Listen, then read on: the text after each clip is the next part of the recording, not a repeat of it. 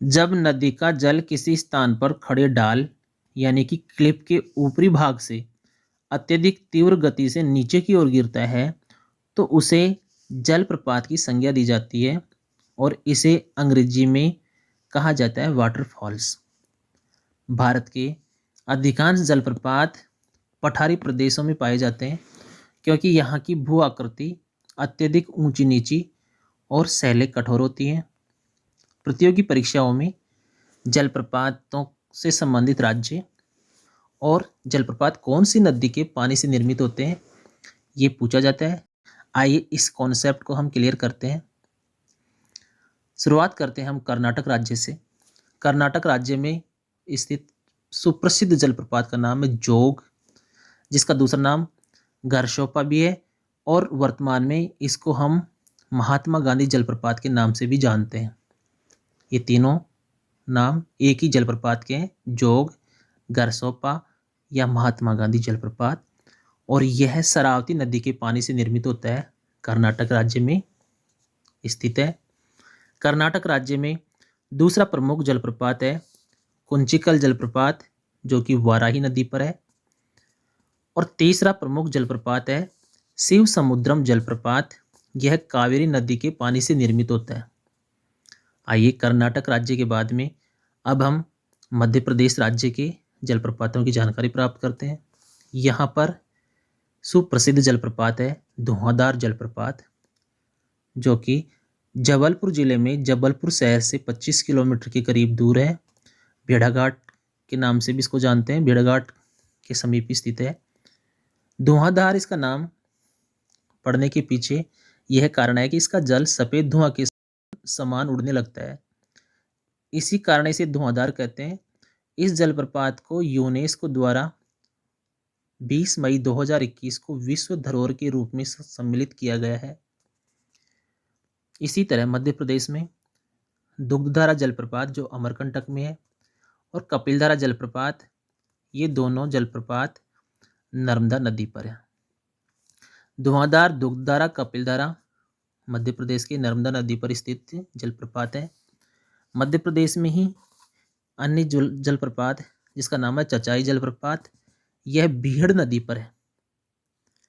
मध्य प्रदेश के बाद अब हम इसके समीपवर्ती राज्य छत्तीसगढ़ के सुप्रसिद्ध जलप्रपात, जो चित्रकूट जलप्रपात के नाम से जाना जाता है, इसके बारे में जानते हैं।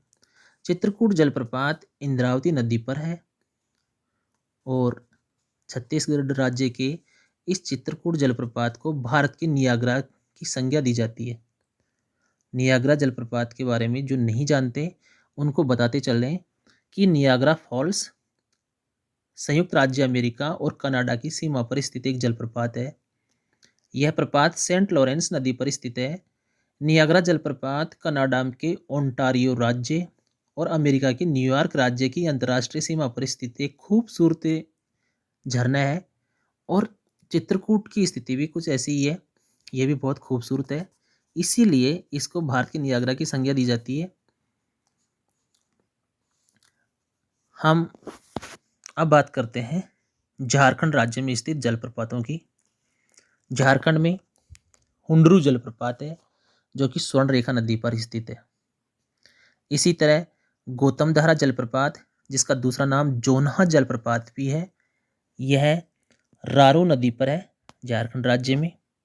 झारखंड राज्य में ही दसम जलप्रपात, जो कि कांची नदी पर है, और झारखंड में ही एक और जलप्रपात जिसका नाम साडनी जलप्रपात है, यह संक नदी के पानी से निर्मित होता है। कर्नाटक, मध्य प्रदेश, छत्तीसगढ़ और झारखंड के बाद में अब हम देखते हैं ओडिशा राज्य के प्रमुख जलप्रपात को। इस जलप्रपात का नाम है डुडुमा जलप्रपात, जो कि मच्छकुंड नदी के पानी से निर्मित होता है। राजस्थान में राजस्थान की सबसे लंबी नदी चंबल नदी, जिस पर चूलिया जलप्रपात है।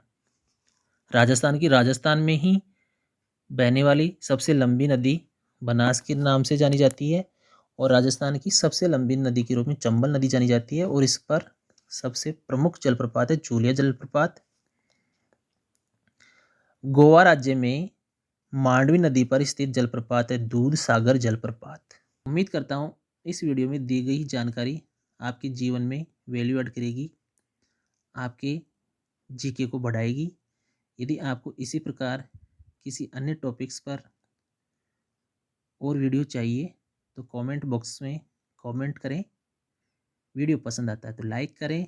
चैनल पर पहली बार आए हैं तो चैनल सब्सक्राइब करें। मिलते हैं किसी ऐसे ही वीडियो में, तब तक के लिए थैंक यू। जय हिंद, जय भारत।